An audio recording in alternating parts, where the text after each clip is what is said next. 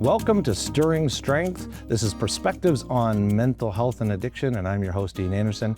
And on today's show, we have a friend of mine and somebody from the community who's doing something pretty great. We have Drew Weir, and Drew is the CEO of Forest City Healing Center. Drew, how are you? I'm doing okay, brother. I'm glad you're here. Thank you. I'm here because I want you to tell me about what you got going on with the Forest City Healing Center. We got a treatment center that we're opening up in London, Queen Street and William Street. It's the original detox in London.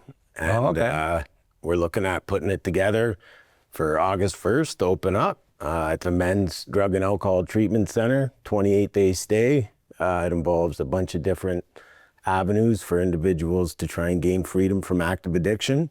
And through the community and through some support of different businesses and people, we've gotten to where we've gotten to. And I'm grateful for you having me here. So I am going to share with the audience a little bit and just kind of let them know this little bit of transparency that my business is also involved in helping with programming and staffing and that sort of stuff. So just a little bit of transparency. I'm gonna interview my friend Drew as if I don't know what's going on, but we're gonna do that so that we can share this information with the community, and he can share your voice and hopefully tell me some things I don't even know, which would be great.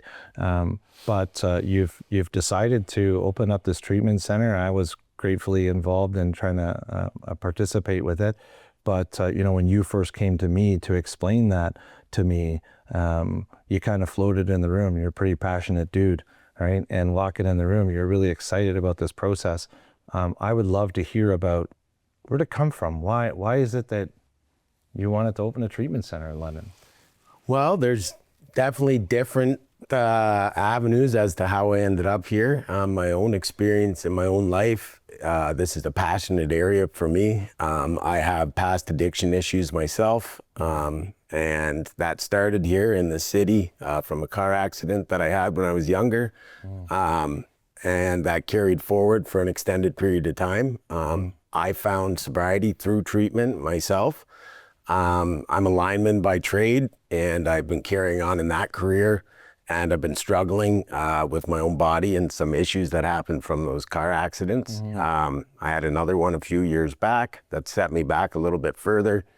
I've struggled to maintain my career and to keep myself physically fit to be able to do the job that I've been trained for. And at the same time, I've carried on in the 12-step community in London. I've carried on being an active member of recovery.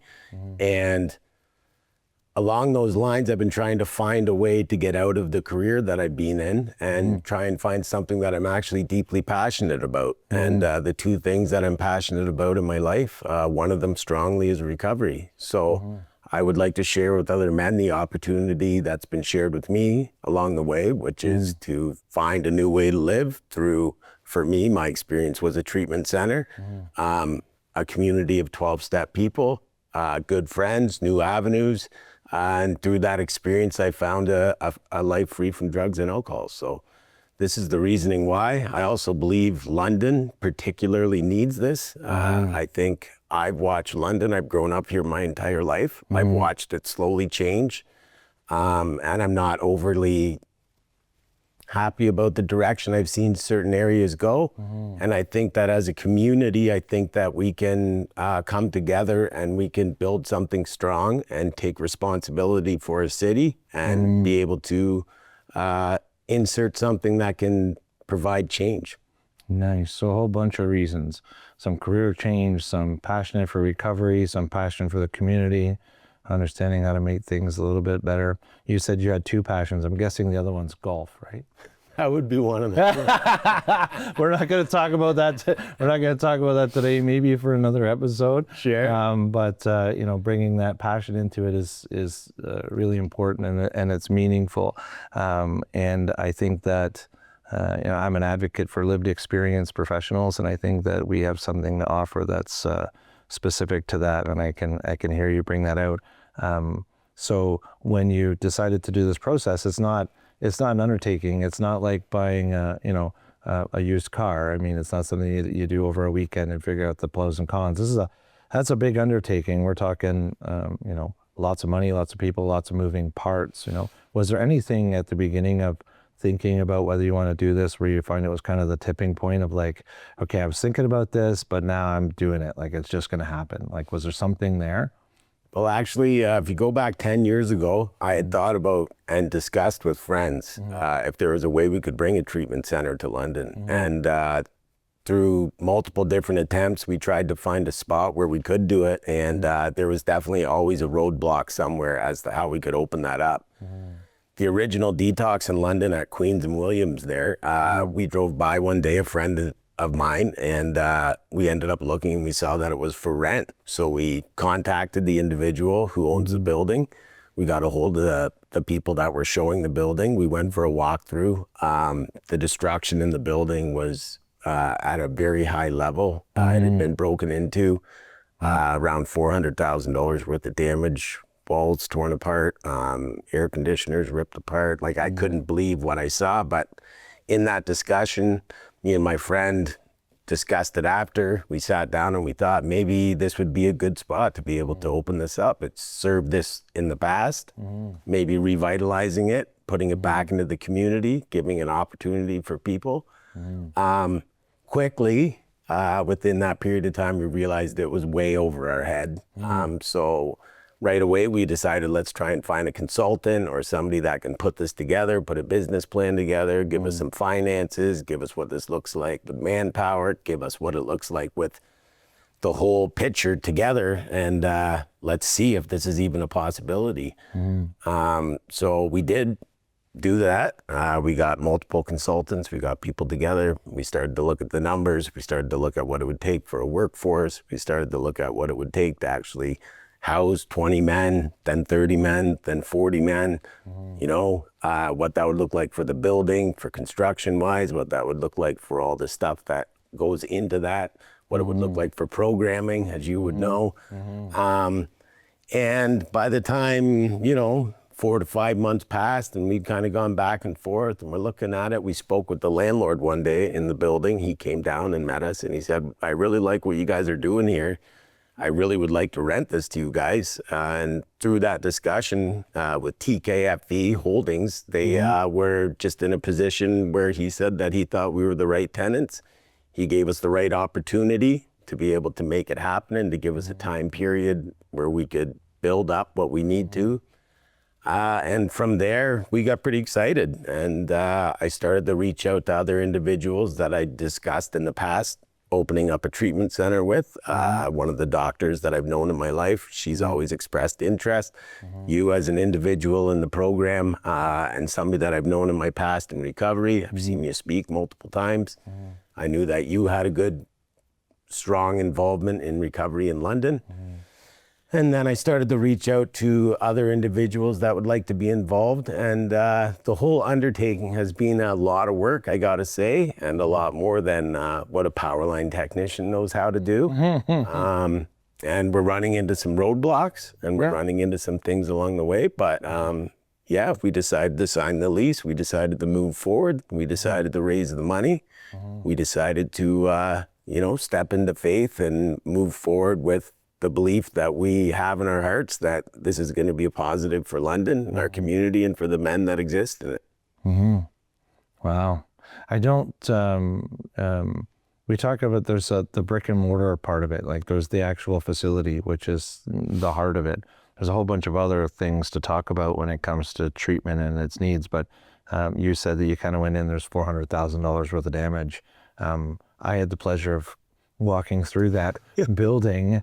There's copper wiring and all these things ripped out and lots of stuff going on. So that process of you stepping into that with the other people involved, the way I saw it was there was a bunch of people participating, even some volunteer work and some community working with Hutton House, is it? Yep. Having Hutton House and getting people some opportunities to come in and do some work. And then it wasn't the landlord's responsibility as much to refab this building. The majority of it's fallen on the hands of you and the team, correct? Yeah, so my partner in this, you can name him, but if he's okay, you can name him. My partner Alec, he's been in this industry for a long time. He's a landlord in London. He's rented out apartments to many different people that have just started out in their recovery process. And he has experience in this field of renovating and of doing things to bring buildings back to life or shift their look or shift their feel. And in this case, he made a deal with the landlord where the landlord said he would cover the costs. We kind of came to an understanding of what that would look like, which was bring the building back to what it previously looked like prior to the break-in. Sure. And my partner became the actual general contractor to organize all of that, as I do know my landlord's super busy and he owns multiple properties in different places. And through that, there's a whole bunch of extra work that came in that we both weren't overly sure of how that would get accomplished. We had shorter timelines in the beginning that have been stretched much further, but people have shown up. We've had multiple trades through. The building's been rebuilt and put back to its general purpose and the way that it was prior to the break-in.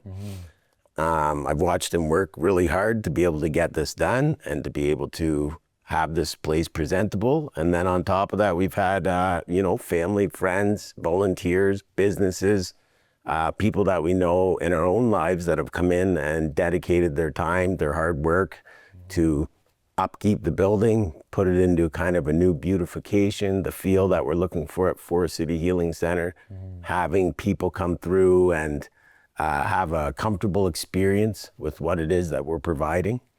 And it's come a long way. Sometimes when you're in it, it's hard to see it. And I ran into a lot of frustration myself with that.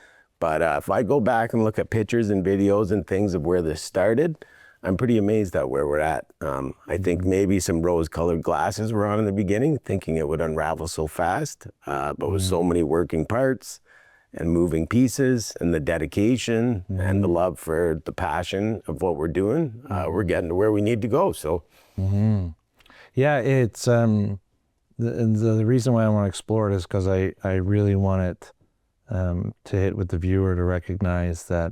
You see a McDonald's pop on the corner overnight. I mean, those guys got it all lined up and millions of dollars behind them and doing all that. When you're taking something as big as what you're doing and putting it into play, there's so many little moving parts and lots to be done when it comes to just being able to have a space to be there, yet all the stuff that's going on behind the scenes, right? So some of the hiccups you said, the rose-colored glasses, what were some of the hiccups that you had in the process of trying to get to this opening that you hope to have later this year? Well, I mean, just to start off, on multiple avenues, all the trades that are involved within the specific building, everything from the brains of the elevator was destroyed out of the building, all the different boilers, all the different rads were ripped off the walls, all the pipes were pulled out of the walls and roofs, all the wiring for every different part of the facility. There was no water anymore. They'd been cut, all the copper pipelines. Just trying to organize each person to not be in each other's space, to organize that it's done properly the first time, to get those things accomplished. The building also, when we looked at doing this in the past, we always thought on a much smaller scale. It was never thought to have a 62-bedroom building with elevators and... Yeah. So sorry to interrupt, do you know how many square feet it is? 38,000. Yeah, right? So if you put them side by side, it's like Walmart. Yeah. Well, maybe not that big, maybe an over-exaggeration, but I don't think people realize, what we're talking about here, and they think it's like a one-bedroom house somewhere that they're turning into a treatment center, but it's a big, huge facility with a lot of square footage. Yes, it's absolutely. I've had my family, I've had trades, I've had friends come through there, I've had yourself come through there, and you can get lost. That's a real thing. Yeah. There's hallways that go here, there's hallways that go there. There's history. It's one of the original houses in London as well. Like there's such beauty within the whole place, just when you're there, and the history of what's gone on. We've gone to the London Library, looked up the archives of all the different things that's been along the years, and you know what? It's always had some type of tie to addictions or mental health or something to try and better the London community. But at some point, the funding for the programming that went on there just dried up because it was all ran through the province or the federal government. And the idea behind what we're doing is to try and take the facility and we're building a social enterprise. So the goal is to take 25% of the facility at all times will be covering by the profit of the other individuals that will be in the treatment center for London. So what will happen is you have to be a male from London who's gone through a treatment program, sorry, not a treatment program, who's gone through a detox center. Withdrawal management, Withdrawal management, which you would know about. In a position, yeah. So for the viewers, I used to run the withdrawal management center in London for a while. So yeah. Yeah, I think I saw your name on the actual documents of the, what would that be called? It was the withdrawal management standards for Ontario. I helped to design them, yeah. So I'm a little bit familiar with them, yeah. I think so.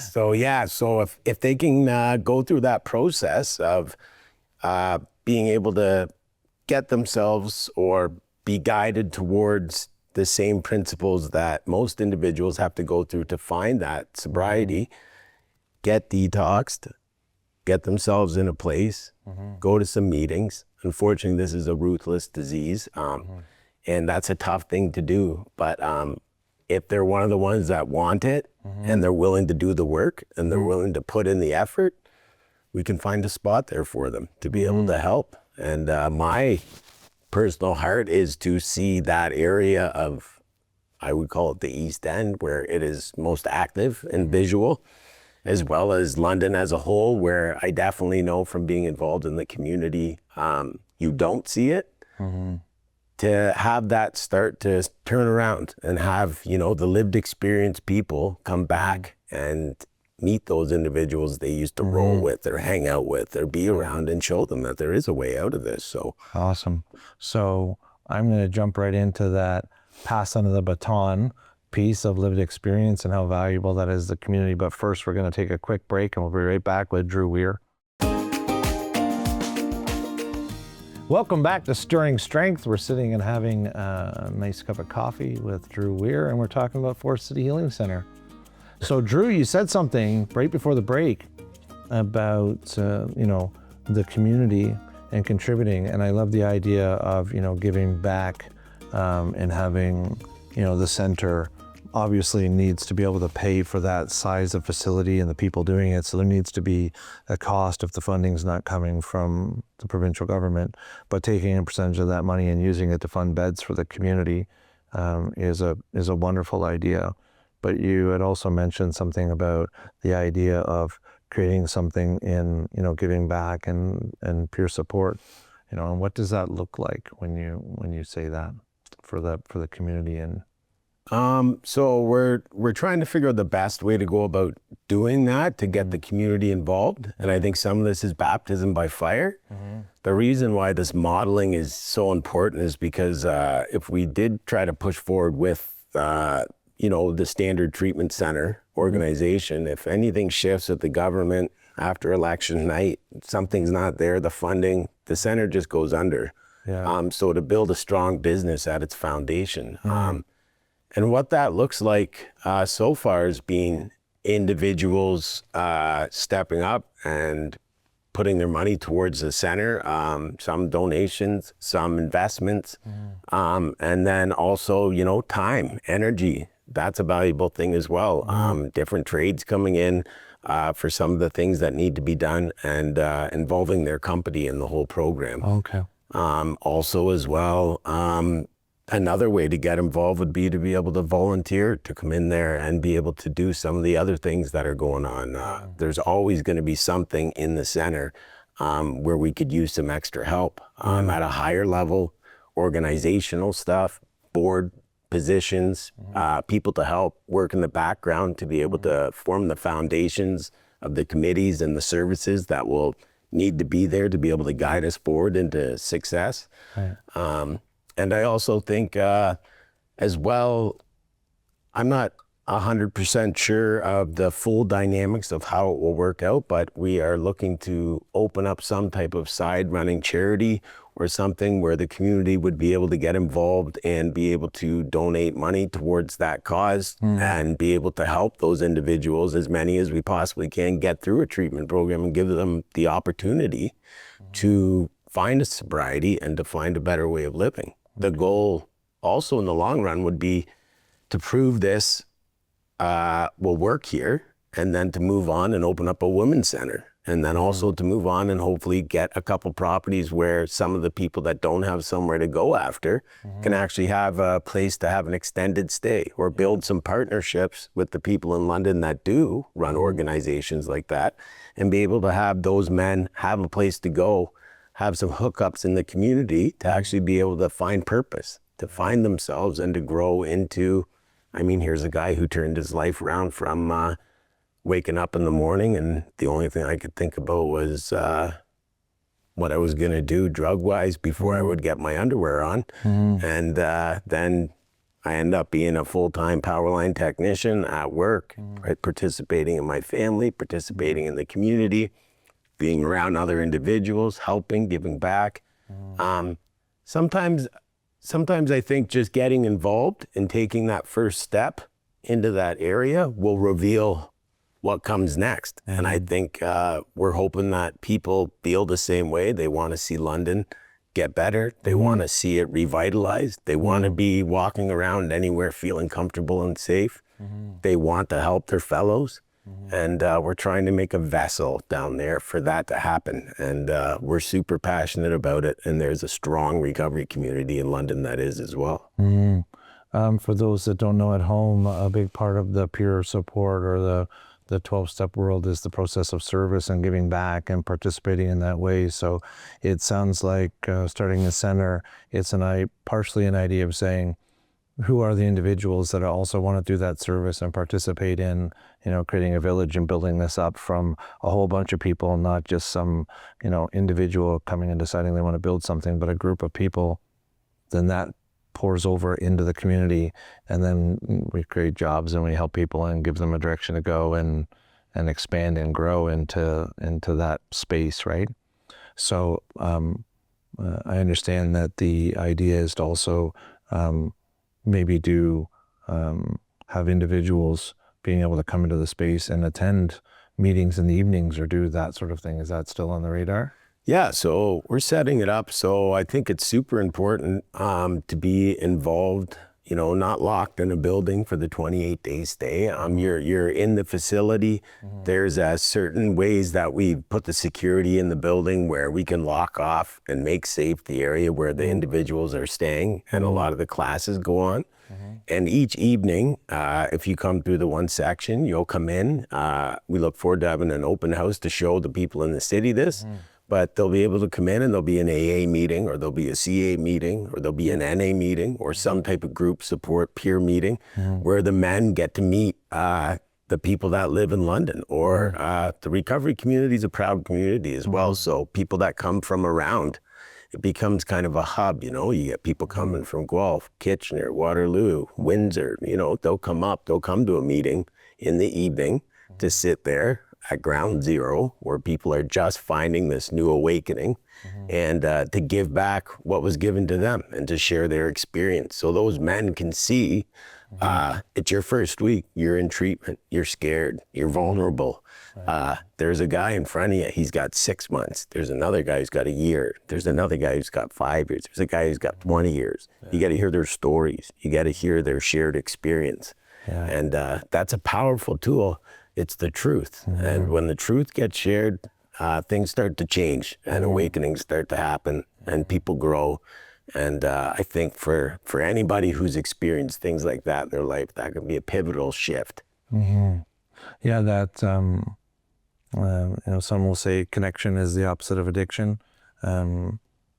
It's the idea that if I see other people doing it, I give myself permission to do it. I'm okay to do it. I feel safe and connected and can be vulnerable to do it. And if I'm sitting at home in my basement and have no idea that any of these things are possible, the likelihood of change is small. So that giving back helps to expand that, that ability to be able to change and grow and evolve. So pretty important process. Noting from my perspective, the programming that's, getting put in place is going to be supporting the 12 steps in some way, but not 12-step based programming that's going to be the facility. It's going to be more of a peer-reviewed clinical model of care, kind of going through the process and then involving, physicians and other people to participate in that process, but integrated in with the the 12-step in the community and the peer support is pretty important. Yeah, it's exciting, man. Yeah. Super exciting. Yeah. A little bit of column A, a little bit of column B. So the question, men only. So when brought up in the past, and I've heard people say, why men only? What's the deal? How come we can't have a co-ed? But take a sip of your coffee first. You got it, Drew. Why men only? And it can be a hot topic, but I think it's important to recognize why it is that you and the committee and the board decided that was the direction to go. I think one step at a time, and do the best you can with what it is you know. And the truth of my experience and many fellows around me, this was a topic in the beginning. A lot of people, well, why would you cut that down? You could help both sides. It doesn't seem fair. My experience and many people that have lived my experience have the same story. In treatment, you're a man, you're vulnerable. You're in programs, you're in these classrooms, you're sharing, there's honesty. The deeper you dig, the more truth you share, the more another man hears that truth and it awakens within him. And this dynamic starts. Insert a woman into the program, and next thing you know, you have a man not really fully sharing what he truly feels. It's possible he's looking at her and he's attracted to her. It's possible he doesn't get to fully drop his guard. And this is a powerful, powerful disease, and it's a short period of time in your life where it's important to just focus on what's in front of you. And I, my own self, have been through treatment and found a girlfriend while in treatment and fallen in love and puppies and rainbows, and figured out the truth when I got out after, that actually that was just me feeling for the first time in a long time. And we had similarities, and we both were going through the same thing, and there was some confusion about those feelings. And I know a lot of people that have the same experience. So I don't know if I'm right or wrong, but I believe for myself, men with men, women with women in the beginning, both very vulnerable in the beginning stages of recovery. Let them get some time with themselves, and as they move forward, they unravel their own journey. But at Forest City Healing Center, to have those men, to figure out the best way to work with them, to have them help each other, to watch that dynamic and to prove that concept, and to watch that programming evolve and grow, that will lead to, like I said, the next step would be a women's center. And I would hope to find, which I know some women that are extremely passionate about recovery, because when it comes to the women's side of a center, I would rather a woman run that center, because there's just things I don't know about what they've gone through, what's happened, and where it is they need to go, and a whole bunch of things. I don't claim to know something I don't, and I know in my heart that somebody will arrive and be happy to take that position at that time. Awesome. So that brings us into a close. I appreciate the idea of healing is about vulnerability, and if for some reason I'm distracted by something else, it's very difficult to not be vulnerable. So thanks for being on the show, Drew, and we'll have the website go across the bottom of the screen, and if anyone is interested in participating in Forest City Healing Center, you can reach out to them on the website. Thank you for watching Stirring Strength, and we'll see you next time.